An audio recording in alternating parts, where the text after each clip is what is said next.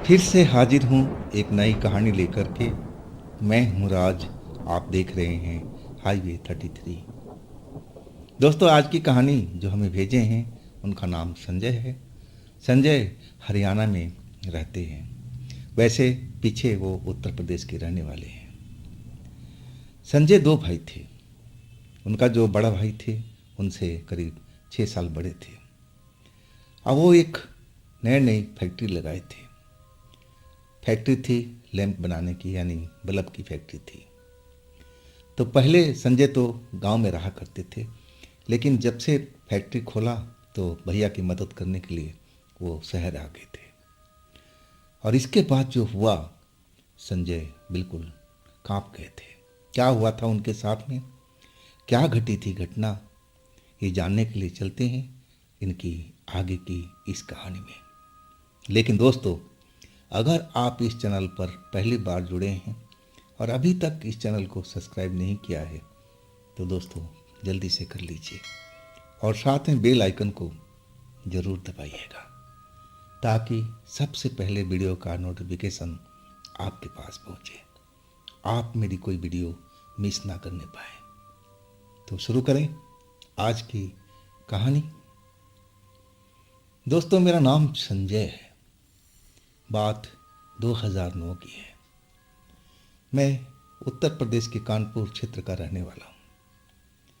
अब मेरे भैया हरियाणा में काम करते थे, नौकरी करते थे फैक्ट्री में जो एक लैंप बनाती थी।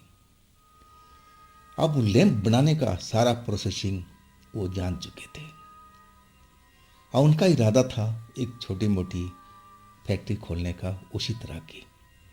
अब सारी विद्या तो समझ चुके थे कि क्या इसमें कॉस्टिंग है, कैसे इसमें मटेरियल लगता है, क्या क्या लगता है, इसमें प्रॉफिट कितना है, सब कुछ समझ चुके थे।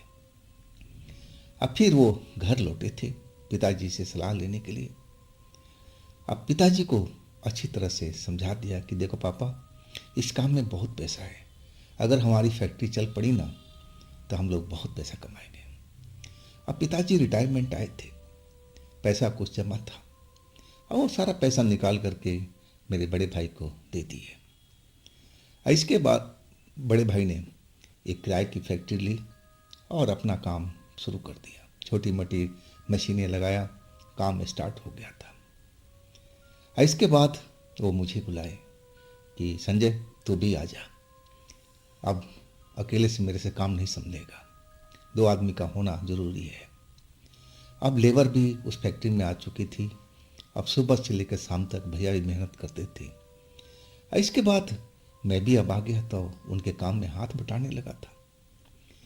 और इसके बाद हम लोग अपने किराए के घर में जाते थे, जो उस फैक्ट्री से कम 1 घंटे की रास्ते भी थी। और हमारे भैया के पास बाइक थी, बाइक से हम लोग आते थे जाते थे किराए के घर में। अब फैक्ट्री हमारी चल पड़ी थी, काम तेज़ी से चल रहा था, भैया पैसा कमा रहे थे। लेकिन हम लोग सुबह ही निकल जाते थे, जब तक कोई कारीगर कोई भी लेबर नहीं पहुंचती हम लोग अपनी फैक्ट्री में जा कर के काम स्टार्ट कर देते थे। शाम को जब सारी लेबरों की छुट्टी हो जाती थी तब भी हम लोग रात के 9-10 बजे तक लगे रहते थे, ताकि कुछ पैसा ज़्यादा कमा सके। और मेहनत तो काफ़ी हो रहा था, लेकिन उसका फल भी मिल रहा था। इसके बाद भैया की शादी हो गई, भाभी भी आ गई। मेरी माँ मेरे पिता लेकर के अब रहने लगे थे शहर वाले किराए के घर में। लेकिन पापा का दिल नहीं लग रहा था। वो कह रहे थे कि नहीं बच्चा, मेरे से शहर में नहीं रहा जाएगा, मैं तो खुली हवा का आनंद लेने वाला व्यक्ति हूँ, मैं तो यहाँ पर घूट रहा हूँ, मुझे तो गांव ही भेज दे। इसके बाद मम्मी पापा गांव चले गए थे। अब किराए के घर में जो मेरी नई नवेली भाभी थी अब अकेले थी। हम लोग सुबह सुबह ही अपने फैक्ट्री में चले जाते थे और देर रात को पहुंचते थे। तो भाभी अकेले अकेले रह करके बोर भी हो जाती थी। और इस तरह कुछ दिन चलता रहा। भैया काम करते रहे, मेहनत करते रहे। अब फिर भैया ने मेरे से सलाह लिया कि छोटे, क्यों ना अपना कोई मकान खरीद लिया जाए, अब तो इतना पैसा हमारे पास में बच गया है। इसके बाद भैया मकान ढूंढने लगे थे, लेकिन वो दूर नहीं चाहते थे, वो चाहते थे कि फैक्ट्री के पास में ही मकान मिल जाए, और वो भी बजट में। और संयोग से अब उनसे एक घर किसी ने दिखा दिया था जो बिल्कुल रोड के किनारे पर ही था, और बस्ती आगे में थी। वो घर 4 कमरों वाला था। देखने में अच्छा वाला घर लग रहा था। मकान मालिक उसमें कोई रहता नहीं था। शायद किराए का मकसद के लिए ये घर बनवाया गया था, क्योंकि फैक्ट्री आसपास में थी। लेकिन वो घर किराए पर चढ़ा नहीं था, ना जाने क्यों। अगर चढ़ा भी होगा तो नहीं मालूम। और घर बजट में था, तो भैया ने उस घर को खरीद लिया। और इसके बाद हम लोग उस घर में शिफ्ट हो गए थे। अब यहीं से सारी कहानी शुरू होती है। 2-3 दिन तक तो उस घर में हम लोग बेफिक्री से सोए थे। भाभी भी आराम से रही थी उस घर में, कोई दिक्कत, कोई परेशानी नहीं हुई थी। लेकिन जब अमावस की रात आई ना, उसी रात से ये सब घटना शुरू हो गया था। ये घटना तो मेरे साथ ही पहले शुरू हुआ था। मैं अपने कमरे में सोया हुआ था, भाभी भैया अपने कमरे में थे, मम्मी पापा तो गांव थे, वो तो आए भी नहीं थे इस घर में। और हम लोग लेट ही आते थे, 9-10 बजे के आसपास फैक्ट्री से लौट के आते थे। इसके बाद खाना पीना खा करके और नींद तो बहुत तगड़ी लग जाती थी। दिन भर का थकान जो रहता था हमारे शरीर में, अब बिस्तर पे गिरते ही नींद आ जाती थी। ये तो रोज का नियम बन चुका था। हम सुबह उठते भी थे ना, टाइम से, वक्त से उठ जाते थे, फिर फैक्ट्री भागते थे। अब यही तो कमाने का उम्र था, और हम लोग इसमें लगे हुए थे। वो अमावस की रात थी। मुझे तो ज्ञात नहीं था, लेकिन बाद में पता चला कि जिस रात को ये घटना हुई थी वो अमावस की ही रात थी। मैं अपने बिस्तर पर दरवाज़ा बंद करके और सोया हुआ था। सर्दियों की रात थी। पंखा उंखा तो चलाने कोई मतलब नहीं होता। खिड़की भी मैंने अच्छी तरह से बंद कर रखा था, ताकि बाहर की ठंडी ठंडी हवा कमरे के अंदर में ना आए। अब मैं मज़े से चैन की नींद सो रहा था, और तभी लगा कि कमरे में कुछ हलचल होने लगी है, जैसे कोई इस कमरे में इधर से उधर भागता फिर रहा हो। और एक नहीं, 2-2 लोग। अब ये सब शोरगुल सुन करके मेरी आंख खुल गई। और जबकि मैं 0 वाट का बल्ब जला के सोता था, थोड़ा मुझे डर भी लगा करता था अंधेरे में, तो हमेशा 0 वाट का बल्ब जला करके कमरे में सोया करता था। अब 0 वाट की रोशनी में मैंने जो देखा, मैं तो एकदम कांप गया था देख करके। मैं क्या देख रहा हूँ कि मेरे कमरे में एक सुंदर सी लड़की, कम उम्र की, यानी 20-22 साल की रही होगी, और इधर से उधर भाग रही है। और उसके पीछे एक काला आदमी लगा हुआ है, बिल्कुल भयानक सा दिखने वाला व्यक्ति, जिसकी आंखें लाल लाल रोशनी सी निकल रही थी। और वो लड़की हर तरफ कमरे में भागती और कुछ देर के लिए हवा में जैसे गायब हो जाती थी, और उस जगह पर काला काला धुआं दिखाई देने लगता था। और फिर वो कहीं दूसरी जगह पर निकल आती थी, और उसके पीछे वो काला आदमी भी पड़ा हुआ था। उसको पकड़ना चाहता था उस लड़की को। अब मैं कुछ समझ नहीं पाया। मुझे लगा कि मैं कोई भयानक सा सपना देख रहा हूँ, और जब मेरी नींद खुलेगी ना, तो सब ये मेरे सामने में नहीं होगा। लेकिन ये सब मेरे साथ में रियल टाइम में चल रहा था। कोई भी सपना, कोई भी ड्रीम, कोई भी ख्वाब नहीं था, ये रियल टाइम था। अब मैं अपने आप को चिकोटी काट कर देखने लगा, महसूस करने लगा कहीं मैं ख्वाब में तो नहीं हूँ। लेकिन चिकोटी की एहसास मुझे याद दिला दे कि नहीं, ये सब जो कुछ हो रहा है ना, ये एक्चुअल में रियल टाइम में हो रहा है। हमें अपने बिस्तर पर रजाई ओढ़े, बस मैं अपने मुंह को ढकता नहीं था। सबसे बड़ी मेरी यही बात थी कि मैं मुंह को ढकता नहीं था। मुझे लगता था कि दम घुटने लगेगा। मैं अपनी आंखें खोले सब कुछ देख रहा हूँ। इधर से उधर वो लड़की डरी हुई भागती फिर रही है, एक डरी हुई हिरनी की तरह। और काला सा इंसान जैसा दिखने वाला, जबकि इंसान तो ऐसा नज़र आ रहा था, लेकिन इंसान था नहीं। वो तो एक बहसी लग रहा था। एकदम उसकी आंखें रोशनी लाल लाल बिखेर रही थी, भयानक सा चेहरा, और वो भूखे भेड़िए की तरह उस लड़की के पीछे लगा हुआ था। लड़की कभी हमारे पलंग के नीचे घुस जाती थी और फिर उसमें से निकल जाती थी। जहाँ गायब होती थी वहाँ पर काला धुआं मुझे दिखाई देने लगता था। और वैसे ही वो काला आदमी था, जो बिल्कुल भयानक चेहरा जिससे था उसका, और वो भी ऐसा ही कर रहा था। जैसे वो लड़की गायब होती थी वो भी गायब हो जाता था, और वहाँ पर एक काला काला सा धुआं हर तरफ फैल जाता था। और ये भागा दौड़ी लगातार होती रही, ये लगातार भागा दौड़ी होती रही। अब तो मैं डर करके अपनी रजाई को ओढ़ लिया, जबकि मैं ओढ़ता नहीं था, अपने मुंह को ढकता नहीं था। हाँ, अंदर ही अंदर पूरा कांप रहा था। अभी भी भागने की ऐसी आवाज़ें सुनाई दे रही थी। वो लड़की की डरी डरी चीखें मुझे सुनाई दे रही थी, जैसे वो लड़की उस शैतान से अपने आप को छुड़वाना चाहती हो। वो उसके पीछे लगा हुआ है। ना जाने कौन सा ये शैतान था और कौन थी वो लड़की, मुझे तो कुछ भी ज्ञात नहीं। मेरा दरवाज़ा तो अंदर से बंद था, खिड़की भी बंद था। तो ये लोग हमारे कमरे के अंदर में क्या कर रहे थे?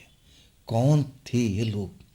कौन था वो शैतान, काला जैसे दिखने वाला व्यक्ति?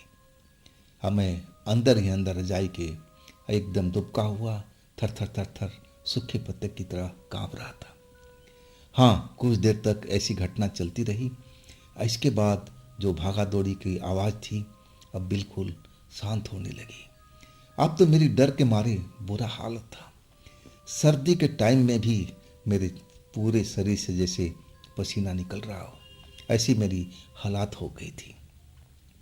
अब मैं चीखना चिल्लाना चाहता था, लेकिन दिमाग काम नहीं कर रहा था। मैं बिल्कुल चीख नहीं पाया था, ना चिल्ला पाया था। बिल्कुल रजाई के अंदर दुबक के रह गया था, ताकि मैं रजाई ओढ़ लूँगा तो वो लोग मुझे देख नहीं पाएंगे। अब मैं सुरक्षित बचा रहूँगा। अगर मैं उठ करके चिल्लाना शुरू किया तो वो हो सकता है कि काला शैतान मुझे पकड़ ले, वो लड़की मुझे पकड़ ले, कुछ भी हो सकता था। इसी वजह से मैं बिल्कुल शांत रजाई में दुबका हुआ था। लेकिन जब शोर समाप्त हुआ ना, अब मुझे होने लगा कि अब इस कमरे में कोई नहीं है। बिल्कुल शांत सा माहौल हो गया था। लेकिन मेरी हिम्मत नहीं थी कि मैं अपना सर रजाई के अंदर से बाहर निकालूं। अब वैसे ही दुबका रहा। करीब सुबह के जब 4 बज गए ना, तब मैं अपना मुंह रजाई के अंदर से निकाला था। अब मुझे एहसास हो गया था कि अब सुबह हो चुकी है। तब मैंने कमरे के अंदर देखा तो अंदर में जो फर्श था हमारा नेट एंड क्लीन रहता था। भाभी सफाई पसंद थी और सफाई क्या करती थी। लेकिन उस कमरे में के अंदर में फर्श पर बहुत सारा गंदगी फैला हुआ था, जैसे कोई मांस का टुकड़ा, कोई हड्डियों का टुकड़ा, ऐसा ही हर तरफ में बिखरा हुआ था। आइए तो देख करके मैं और कांप गया था। अब मुझे लगने लगा कि हमारे घर में जो मैंने 2 चीज़ देखी है, 2 लोगों को देखा है, जिसमें एक लड़का और एक शैतान। ज़रूर ये कोई काली शक्ति हैं, कोई भूत प्रेत हैं। ये आम इंसान तो हो नहीं सकते। और इसके बाद मैं अपने कमरे का दरवाज़ा खोला। अब भैया के कमरे में दरवाजे पर पहुंच गया, जा करके और दस्तक देने लगा था। अब भैया भी उठ गए थे और कहने लगे, छोटे अभी सो जा, अभी 4 साढ़े 4 का टाइम हो रहा है, अभी हम लोग 6 बजे निकलेंगे, 6-7 बजे। अब तो घर पास में है ना फैक्ट्री से। लेकिन मैं अब भैया को आवाज़ देने लगा कि भैया भैया दरवाज़ा खोलिए, आपसे बात करनी है, ज़रूरी बात है, आप बाहर आ जाइए। अब भैया कह रहे थे, छोटे सो जाना, थोड़ी देर के बाद में मैं आता हूँ ना, कौन सी ज़रूरी बात हो गई है, सो जा थोड़ी देर के बाद में। लेकिन मैं बार बार दस्तक देता रहा कि भैया दरवाज़ा खोलिए, दरवाज़ा खोलिए, मुझसे आपसे बात करनी है। और तब जाके भैया आकर के दरवाज़ा खोले। आप बोले, छोटे हाँ बता क्या कर रहा है। इसके बाद मैंने भैया का हाथ पकड़ा और अपने कमरे के अंदर ले गया। अब पूरा जो गंदगी फैला हुआ था फर्श पर, हड्डी का टुकड़ा, मांस का टुकड़ा, गंदगी का अंबार सब दिखाने लगा।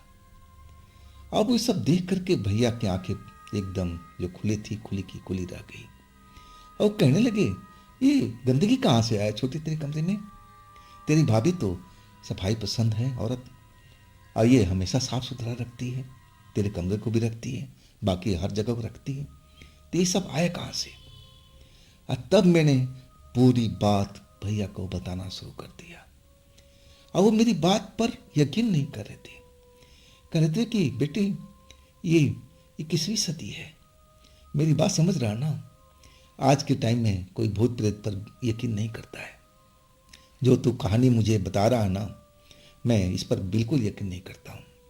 और तब मैंने भैया को कहने लगा कि भैया चलो, आपने मान लिया कि जो मैं कुछ बताया ये आपको यकीन नहीं हो रहा है, लेकिन ये गंदगी का अंबार फर्श पर जो आप दिख रहे हो, क्या मैं ये बाहर से लेकर के अपने कमरे में डाल दिया? आप जरा सोचो, दिमाग लगाओ। और तब भैया को यकीन शायद होने लगा था, लेकिन अभी भी मुझे लग रहा था कि पूरा यकीन नहीं कर रहे थे। और तब तक भाभी भी उठ गई थी।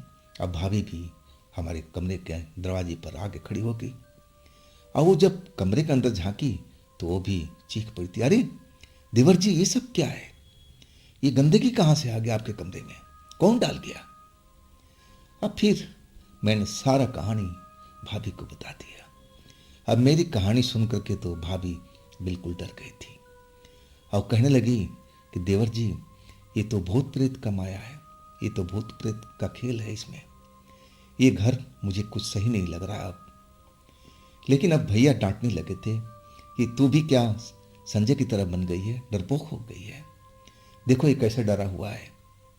अरे भूत प्रेत कोई नहीं होता है इस दुनिया में, सब मनगढ़ंत बातें होती है। लेकिन भाभी कह रही थी चलो मान लिया, लेकिन ये फर्श पर गंदगी कौन कर गया है? क्या संजय भैया कर गए, देवर जी कर गए? तब भैया अब फिर समझाने लगे कि हो सकता है कि खिड़की खुली रह गई हो, लेकिन ये बात कुछ जम नहीं रही थी। अगले दिन के कहने का मतलब ये था कि भैया अभी भी नहीं समझ रहे थे कि जो हमने कुछ देखा वो कोई भूत प्रेत का बात थी या फिर कुछ और था। उनको समझाना टेढ़ी खीर था, लेकिन थोड़ा बहुत तो अंदर से जरूर विश्वास करते होंगे ये सब देख करके। अब इसके बाद घर में अशांति सी हो गई थी। भाभी डरी हुई थी, मैं डरा हुआ था। अब भैया जो इकलौते इंसान थे जो भूत प्रेत को नहीं मानते थे। अब इस तरह करते करते अब सुबह के 7 बज गया था। भाभी कहती थी कि इस घर को हम लोग छोड़ दें, ये घर ठीक नहीं है। लेकिन भैया कहते थे कि देखो, हमारे पास जो भी जमा पूंजी था हम इस घर में लगा चुके हैं, अब ये मेरा घर है, मैं अपने घर को छोड़ करके कहीं पर नहीं जाऊंगा। उनकी जीत के आगे हम दोनों को झुकना पड़ा था, भाभी को भी और हमें भी। एक तरह से हम दोनों ने समझौता सा कर लिया था कि चलो देखी जाएगी जो होगा। भैया तो मान ही नहीं रहे हैं, विश्वास ही नहीं कर रहे हैं। इसके बाद हम लोग अब फैक्ट्री निकल पड़े थे, लेकिन अब मुझे डर लग रहा था। रात के टाइम जैसे हुआ ना, आज जब हम लोग घर की तरफ चले, मैं बेहद डरा हुआ था। घर में भाभी अकेले थी और इस बीच में कुछ हो जाए। अब रात के 9 से ऊपर का टाइम हो रहा था, लेकिन जब घर पहुंचे ना, मैं घर में शांति थी, भाभी अपने कमरे में थी और वो डरी हुई दिखाई दे रही थी। अब इतना बड़ा इकलौते घर में अब वो बिल्कुल अकेली हो तो डर तो वाजिब ही है। जब हम लोग का बाइक खड़ा हुआ ना, तब उनको चैन पड़ा है कि चलो अब मैं इस घर में अकेली नहीं हूँ। इसके बाद वो कहने लगी कि खाना परोस देती हूँ, आप लोग खा लो। मैं खाना तो खा रहा था, लेकिन अंदर से बेहद डरा हुआ था कि ना जाने आज रात को क्या हो, आज रात को क्या हो। फिर वही हुआ, मैं अपने कमरे में आ गया था, अच्छी तरह से दरवाज़ा बंद किया, लॉक किया, खिड़की को बंद किया और फिर अपनी रजाई में घुस गया था। अब इस बार मैंने डर के कारण अपना जो सर कभी ढकता नहीं था वो भी ढक लिया था। मैं नींद आने की कोशिश करने लगा कि नींद आ जाए, लेकिन जहाँ डर का माहौल है ना, वहाँ नींद बहुत मुश्किल से आती है। लेकिन अब आधी रात से ज़्यादा का वक्त हो गया था। कमरे के अंदर में कुछ भी ऐसी हलचल नहीं हो रही थी। हर तरफ शांति थी, जैसे इस कमरे में मेरे अलावा कोई ना हो। और ना जाने कब नींद आ गई मुझे। और फिर मैं गहरी नींद में था। लगभग मैं करीब 1 घंटा के आसपास सोया होगा। और तभी लगा कि मेरी रजाई को कोई खींच रहा है। रजाई मेरी सरकती हुई नीचे की तरफ चलती जा रही है। आज जब ठंड का असर मेरे पर हुआ ना, तो मेरी आंखें खुल गई। और जैसे ही आंखें खुली तो मैं क्या देखता हूँ कि वही लड़की, रात वाली, अब मेरे बिस्तर के पास में, बेड के पास में खड़ी है और वही रजाई खींच रही है। अब मैं उसको देख करके एकदम डर के मारे कांप गया। लेकिन उसके पास में, आस पास में, वो काला आदमी, काला शैतान नजर नहीं आ रहा था। और लड़की अब डरी भी नहीं थी, बिल्कुल शांत से दिख रही थी। और जब मैं चीखने को हुआ ना, तो उस लड़की ने अपने होठों पर उंगली रख करके चुप रहने का इशारा किया। और जैसे ही इशारा किया, ना जाने मेरे शरीर में क्या जादू सा हुआ। जो मैं चीखना चाहता था डर के कारण, भैया को आवाज़ दे रहा था, और वो मैं चुप रह गया। और तब वो लड़की धीरे धीरे मेरे बिस्तर पर आकर के बैठ गई। अब मेरी तरफ देख करके कहने लगी कि आप मुझसे मत डरो, मैं आपका कुछ नहीं बिगाड़ूंगी, मैं तो खुद परेशान हूँ। आपने कल देखा था ना कि मेरे साथ कौन था। वो मुझे पकड़ के अपनी कैद में डालना चाहता था। अब मैं उससे बचती हुई भाग रही थी। और तभी मैं आपके कमरे के अंदर में आई थी, लेकिन वो यहाँ भी आ चुका था। बड़ी मुश्किल से मैं जान छुड़ा के भागी, और आज भी वो हमारा पीछा कर रहा है। लेकिन मैं आज अपने आप को छुपती छिपाती आपके पास में आई हूँ। क्या आप मुझे अपने बिस्तर में जगह देंगे?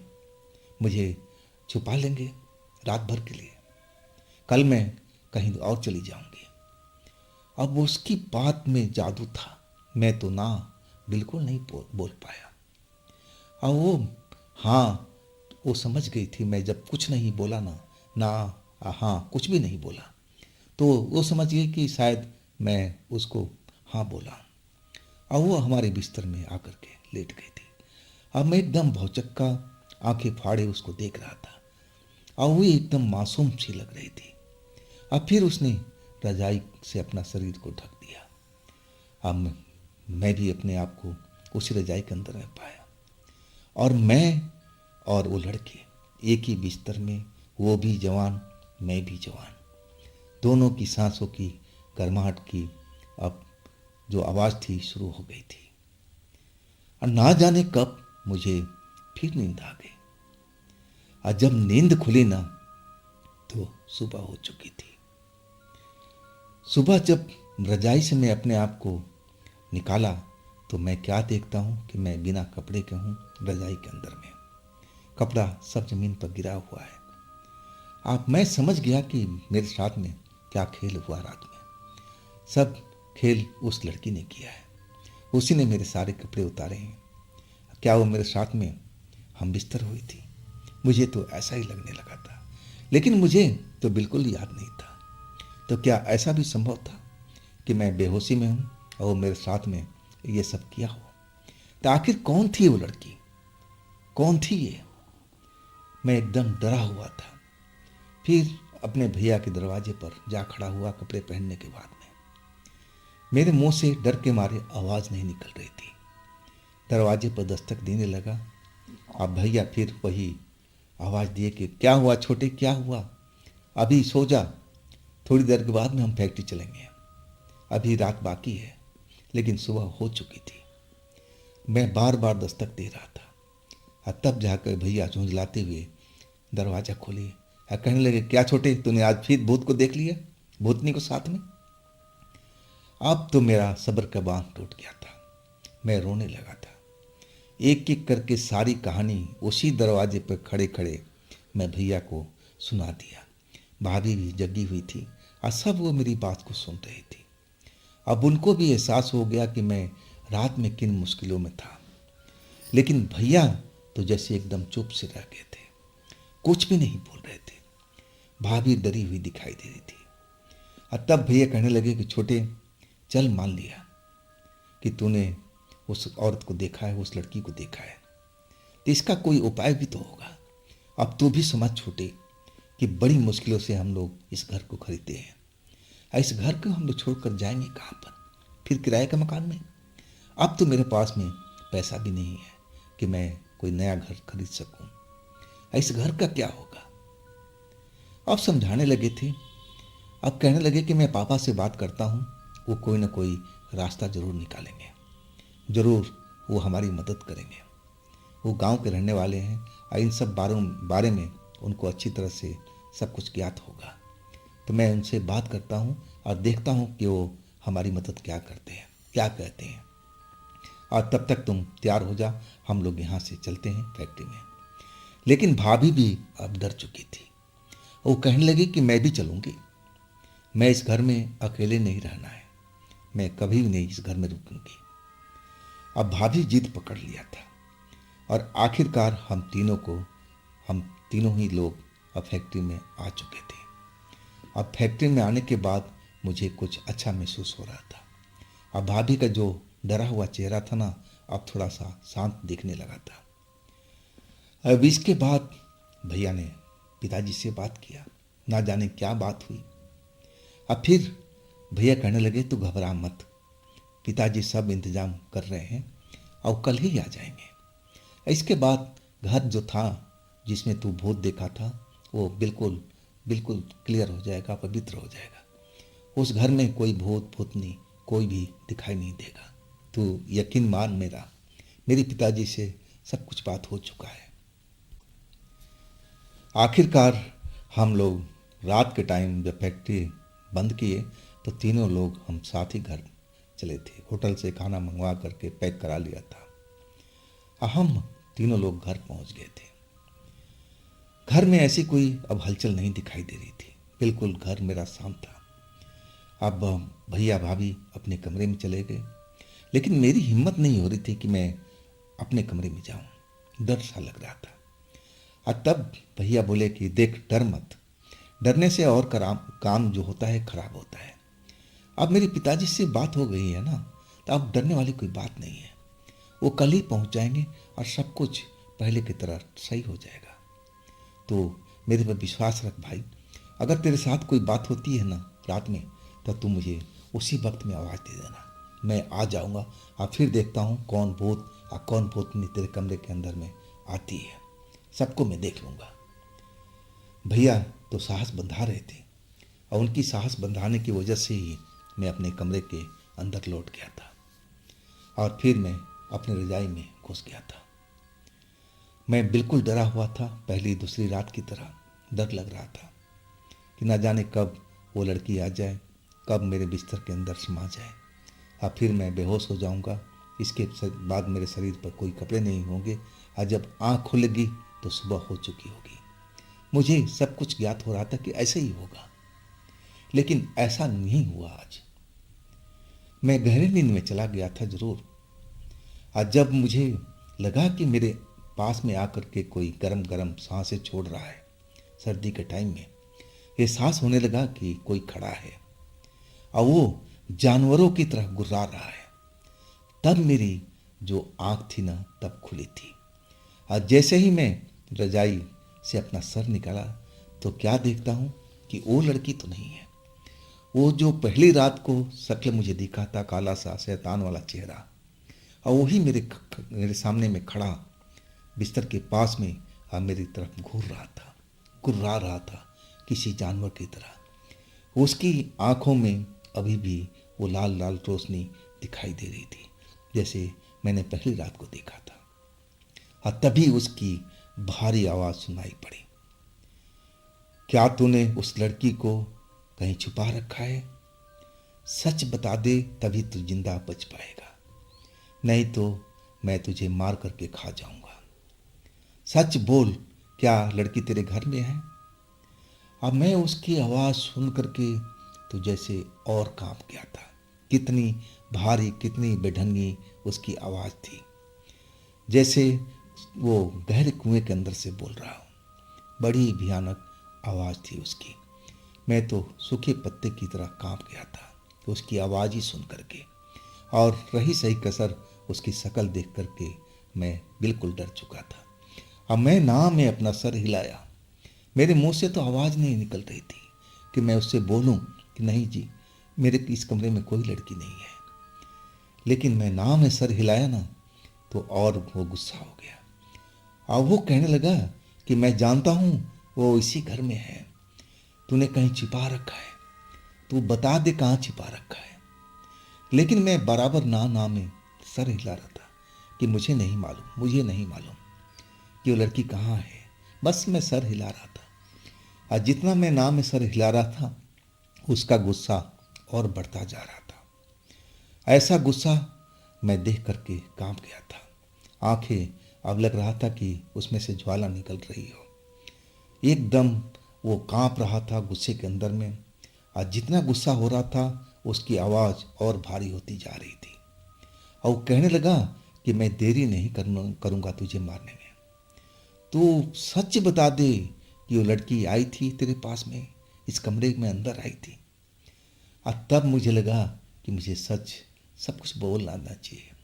गर्दन हिलाने से, सर हिलाने से ये समझ नहीं पा रहा है। और तब मैंने उससे बोला, डरते हुए, एकदम धीमी आवाज़ में, तेज आवाज़ तो मेरे गले से निकल नहीं रही थी, कि नहीं नहीं, आज वो लड़की नहीं आई है, कल आई थी। अब पूरा बात मैंने डरते डरते बता दिया कि लड़की डर करके भागी थी, ऐसी बिस्तर में सोई थी रात को, लेकिन सुबह में वो गायब थी। मैं नहीं जानता कि इसके बाद में कहाँ गई। अब वो पैर पटकने लगा था, गुस्से में और हो चुका था। उसको लगा कि मैं झूठ बोल रहा हूँ, अभी भी झूठ बोल रहा हूँ, मैंने ही इस लड़की को कहीं छिपा कर रखा हुआ है। और वो तो मेरा गला पकड़ लिया था। अब गला पकड़ करके अब गुर्राने लगा था जानवरों की तरह कि तू बता दे तभी तो जिंदा बचेगा, नहीं तो इस घर में जितने लोग हैं सबको मैं मार दूंगा। सच बता, वो लड़की कहाँ मिलेगी, कहाँ तूने छिपा कर रखा है, मुझे उसकी ज़रूरत है, तू जल्दी बता। अब वो मेरा गला दबा रहा था, मैं अब तो बोल नहीं सकता था, ना में सर हिलाए जा रहा था, लेकिन वो मेरी किसी बात पर यकीन नहीं कर रहा था। और तब जाकर के एक आवाज़ सुनाई पड़ी उसी कमरे के अंदर में, एकदम दरवाजे के पास। और वो आवाज़ थी उसी लड़की की। और वो कहने लगी कि उस लड़की को छोड़ दे तू, मैं यहाँ पर हूँ, आ, अगर तू मुझे पकड़ सकता है तो पकड़ के दिखा, लेकिन उस लड़की को छोड़ दे। उस लड़के ने तेरा क्या बिगाड़ा है, बिगाड़ी तो मैं हूँ ना, आ, तेरे में हिम्मत है तो तू मुझे पकड़ ले। और इसके बाद वो लड़की हंसती हुई और तेज आवाज़ में हंसने लगी थी। और इसके बाद वो शैतान मेरा गला छोड़ दिया और उस लड़की की तरफ झपट पड़ा था। मैं सब कुछ देख रहा था अपनी नज़रों के सामने में। वो लड़की आज नहीं डर रही थी, वो हंसती जा रही थी, जैसे उसको बेवकूफ़ बना रही हो, उसकी मजाक उड़ा रही हो। और जैसे ही वो शैतान उसके पास अपना पंजा बढ़ाया पकड़ने के लिए, और तब तक वो लड़की गायब हो गई। और उस जगह पर एक बड़ा गहरा काला धुआं मुझे उड़ता हुआ दिखाई दिया। और इसके बाद वो भी उसी धुएं में कहीं गायब हो चुका था। और इसके बाद जब धुआं छटाना तो कमरे के अंदर में कोई नहीं था, हर तरफ सन्नाटा पसरा हुआ था। अब मैं उसी टाइम दरवाज़ा खोल करके अब भैया के कमरे में दरवाजे पर पहुंच गया और ज़ोर ज़ोर से दरवाज़ा पीटने लगा, भैया दरवाज़ा खोलो, भैया दरवाज़ा खोलो। और इसके बाद भैया दरवाज़ा खोल दिए। अब मैं अब गेट पर नहीं रुका, सीधा कमरे के अंदर आया और दरवाज़ा बंद कर दिया अपने हाथों से। मैं सूखे पत्ते की तरह कांप रहा था डरा हुआ। अब भाभी भी जग करके बिस्तर से उठ गई थी और वो भी डरी हुई दिखाई दे रही थी मुझे मेरी हाल देख करके। और तब भैया कहने लगे, क्या तू सचमुच में भूत देखा है क्या, भूतनी आई है? मैं जा रहा हूँ देखने के लिए, लेकिन भाभी उनका बाँह पकड़ लिया कि नहीं नहीं, आप नहीं जाओगे, आपको भी वो मार देगी, वो भूत आपको भी मार देगा, आप मत जाइए। लेकिन भैया ना मेरी सुने ना भाभी के सुने, वो एकदम कहने लगे, ना मुझे भी भूत देखना है, मैंने आज तक किसी भूत को नहीं देखा हूँ, मुझे कोई डर नहीं लगता, मैं किसी से नहीं डरता हूँ, ये मेरा घर है, ये मैंने अपने पैसों से खरीदा है, इस पर मेरा अधिकार है, तुम लोगों का अधिकार है, तीसरा कोई कैसे आ जाएगा मेरे घर में। वो गुस्से में दिखाई दे रहे थे, अनाप शनाप बकते जा रहे थे। आखिरकार हम दोनों को जिद के आगे झुके नहीं वो। हम लोग बार बार रिक्वेस्ट कर रहे थे कि भैया आप मत जाओ, आप मत जाओ। हो सकता है कि वो दोनों लोग अभी उसी कमरे में हो और वो दोनों आपको पकड़ लें, आपके साथ कुछ गलत हो जाए, आप मान जाइए, मान जाइए। लेकिन भैया नहीं माने, दरवाज़ा खोल करके निकल गए और उस कमरे में चले गए थे। अब पीछे पीछे भाभी और मैं दोनों उस कमरे के दरवाजे पर खड़े हो गए थे। लेकिन तेज रोशनी कमरे के अंदर जल रहा था, ट्यूबलाइट जल रहा था।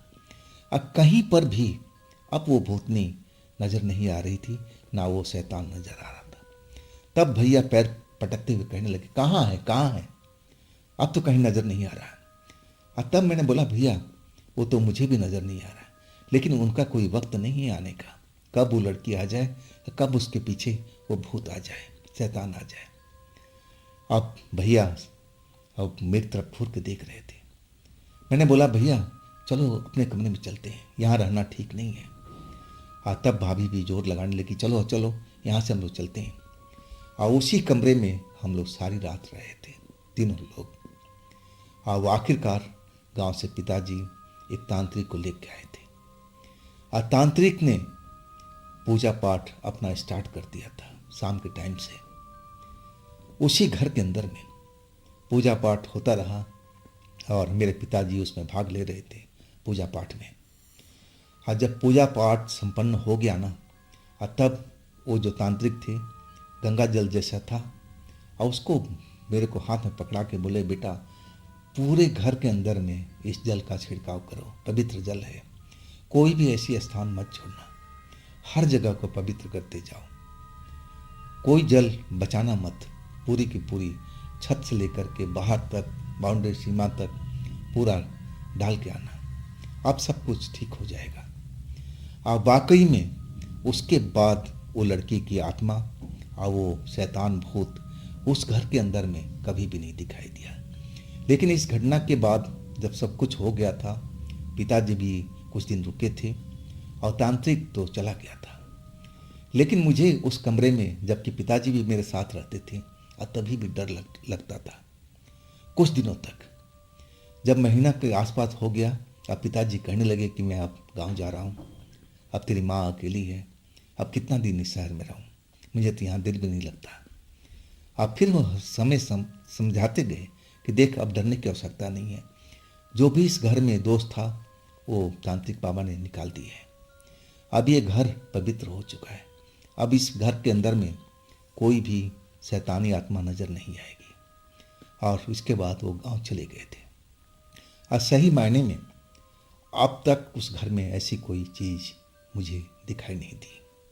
अब तो मेरा शादी भी हो गया, मेरी पत्नी भी आ गई, अब मैं उसी घर में रहता हूँ जिसमें कुंवारे में रहता था। लेकिन कोई भी आत्मा, कोई भी चीज़ मुझे उस पूजा के बाद दिखाई नहीं दिया। तो दोस्तों, ये थी संजय जी की अपनी कहानी। अगर आपके पास भी ऐसी कोई घटना है जो आप मुझे बताना चाहते हैं, तो आप मुझे इंस्टाग्राम पर या मेरे व्हाट्सएप नंबर पर अपनी कहानी को, अपनी घटना को शेयर कर सकते हैं। और दोस्तों, ये भी चैनल आप ही का है, तो इसको भी अपना प्यार दीजिए ना, लाइक कीजिए, सब्सक्राइब कीजिए, शेयर कीजिए। अब फिर हम मिलते हैं अगले रोज़ एक रोचक घटना में, एक रोचक कहानी में। आप लोग अपना ख्याल रखिएगा। नमस्कार।